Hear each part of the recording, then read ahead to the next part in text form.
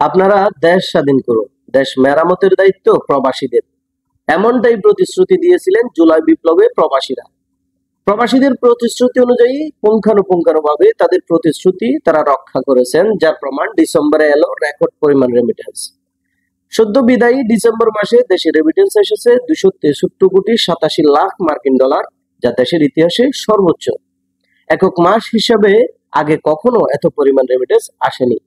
ডিসেম্বরে প্রতিদিন গড়ে এসেছে 8,51,00,000 রেমিটেন্স। জানুয়ারি মাসের 1 তারিখে বাংলাদেশ ব্যাংকের হালনাগাদ প্রতিবেদন থেকে এই তথ্য জানা গেছে। এতে বলা হয়, গত ডিসেম্বর মাসে দেশে এসেছে 263,87,80,000 গত বছরে একই সময়ে এসেছিল 199,12,60,000। এর আগে 2020 সালে জুলাইতে এসেছে দেশের ইতিহাসে সর্বোচ্চ রেমিটেন্স।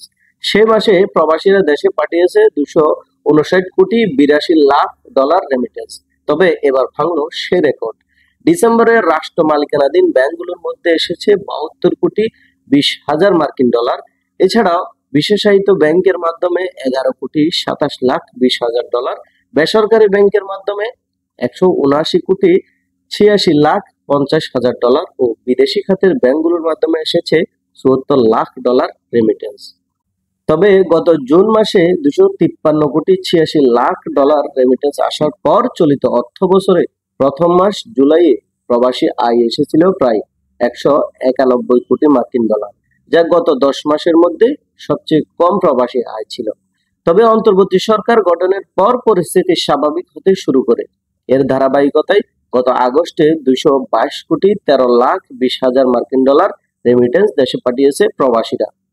এছাড়াও গত সেপ্টেম্বরে দেশে এসেছে 240,47,90,000 রেমিটেন্স।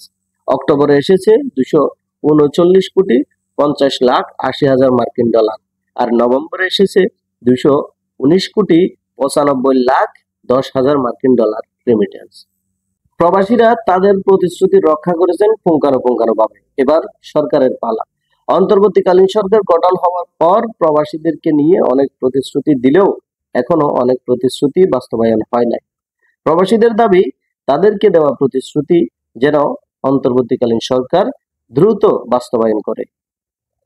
তহিদুল ইসলাম সোহাগ, আরব বাংলা নিউজ, সংযুক্ত আরব আমিরাত।